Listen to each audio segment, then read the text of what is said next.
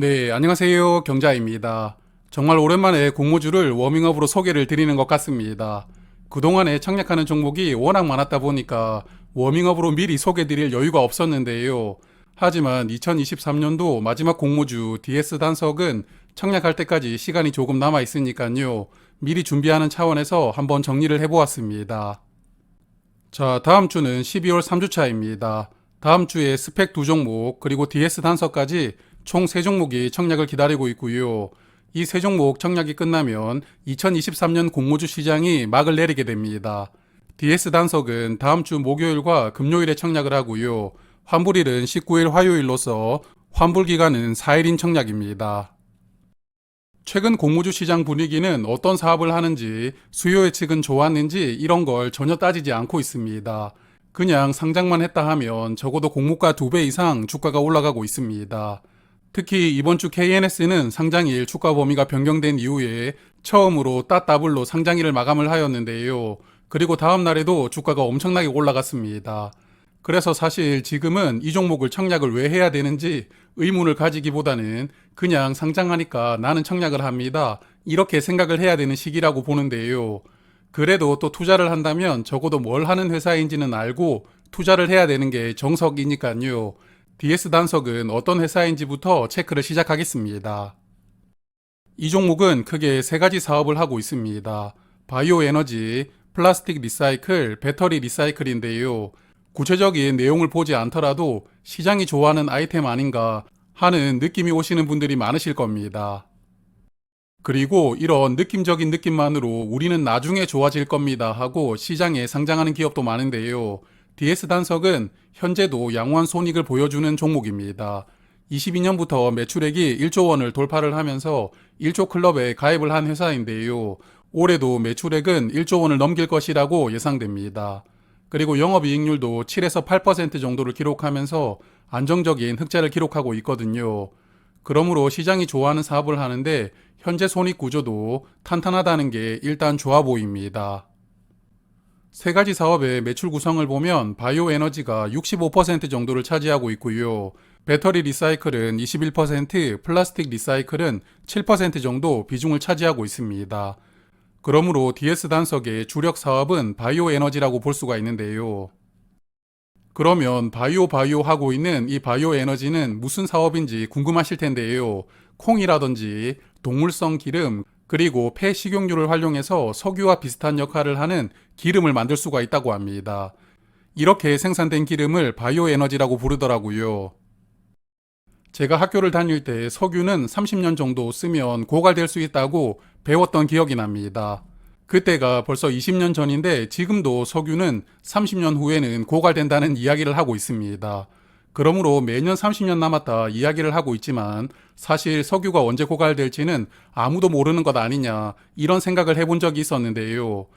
여하튼 여전히 석유는 계속 생산되고 있고 가격이 아주 비싸진 것도 아닌데 굳이 석유 역할을 하는 바이오 석유가 필요할까 이런 생각이 들었습니다.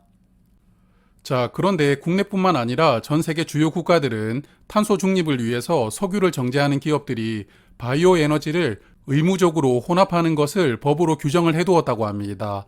한국의 경우에는 현재 3.5%를 의무적으로 혼합을 해야 된다고 하는데요.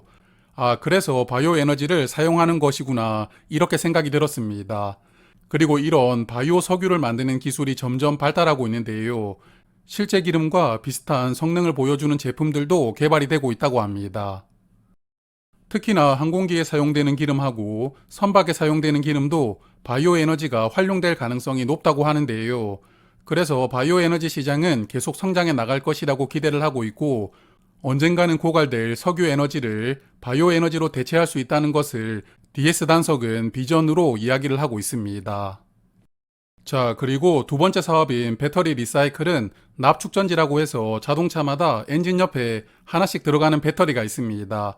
보통은 이 배터리가 방전이 되면 시동이 걸리지 않기 때문에 보험회사에다가 연락을 해야 되는데요. 이런 배터리를 납축전지라고 부르는데 이렇게 다 사용한 배터리에서 납을 다시 뽑아냅니다. 이런 납을 재생연이라고 부르고요. 이걸 DS 단석은 다시 배터리를 만드는 회사들에게 공급하는 사업을 하고 있습니다. 그리고 2차 전지로 익숙한 리튬이온 배터리 리사이클링도 준비하고 있다고 합니다. 올해부터 25년까지 3년 동안 국내와 동남아시아에 리튬이온 배터리 리사이클링 공장을 짓겠다고 하는데요. 그래서 앞으로는 리튬이온 배터리 주요 소재인 리튬이나 니켈도 재활용 사업을 해보겠다는 계획을 이야기하고 있습니다. 자, 그리고 마지막으로 플라스틱을 리사이클링해서 샷이라든지 자동차 부품, 그리고 스판덱스 등 플라스틱 제품을 만드는 기업들에게 공급되고 있습니다. 고객사가 KCC나 한국타이어 등이 있는데요. 하지만 플라스틱 리사이클링 사업은 매출 비중이 높지는 않아서 아직까지 회사가 주력하는 사업은 아닌 것 같습니다. 자, 그리고 DS 단석의 공모가 밴드를 보니까 상단 가격이 89,000원, 하단은 79,000원입니다. 공모 가격이 적절하게 정해졌는지 밸류를 살펴볼 텐데요. 사실 요즘 분위기에 밸류가 큰 의미는 없지만 그래도 한번 체크를 하고 넘어가겠습니다. 앞서 말씀을 드렸지만 DS 단석은 사업이 크게 세 가지로 나누어져 있고요. 사업 영역이 구분되어 있다 보니까 유사기업을 사업별로 선정을 했습니다. 그래서 각 사업별로 2개씩 유사기업을 선정을 했고요. 일단 PER을 보면 아주 높은 밸류를 보여주는 기업이 선정되지는 않았거든요. 그래서 유사기업은 그래도 적절하게 선정한 것이 아닌가 싶습니다. 그래서 제가 어제 주가를 기준으로 다시 한번 밸류를 계산을 해보았는데요.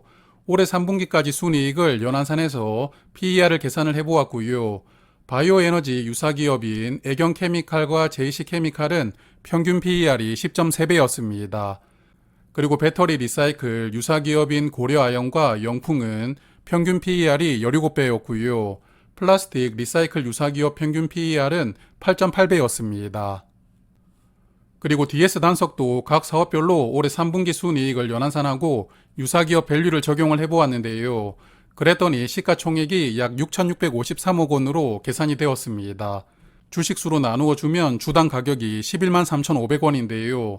상단 공모가가 89,000원이었으니까 24,500원 정도 더 상승한 주가가 적정 가격이라고 볼 수가 있습니다. 그러므로 이 종목을 장기간 투자하실 분들은 이 정도 밸류를 참고하시면서 투자를 하시면 좋을 것 같은데요. 하지만 지금 공모주 시장 흐름이 철저하게 수급 중심으로 돌아가고 있으니까요. 그냥 밸류는 이렇다 정도로만 파악을 하시고 넘어가셔도 좋을 것 같습니다. 그리고 참고로 이 종목은 올해 7월에 프리 IPO로 마지막 투자를 받았는데요. 당시에 주당 79,000원에 유상증자를 진행을 했습니다. 79,000원이 공모가 하단 가격인데요. 그러므로 공모가가 상단 가격인 89,000원으로 정해진다면 가장 최근에 투자를 했던 기존 주주들은 공모가보다 만원 정도 낮은 가격으로 주식을 취득한 겁니다. 그리고 이때 투자를 했던 기존 주주들은 내년 7월까지 보호회수가 걸리기 때문에 상장일에 매도할 수는 없습니다. 그러므로 조금 전에 말씀을 드렸던 밸류 그리고 프리 IPO 가격을 미루어 보면 DS 단석의 공모가가 부담스럽게 정해진 것은 아니라고 생각합니다. 자, 그러면 청약 정보를 체크할 텐데요. 총 122만 주를 모집하는데 일반 투자자에게 30만 5천 주가 배정될 예정입니다. 우리사주조합에 따로 배정을 한 수량은 없고요. 그리고 주관사는 두 곳입니다. 메인 주관사는 KB증권이고요.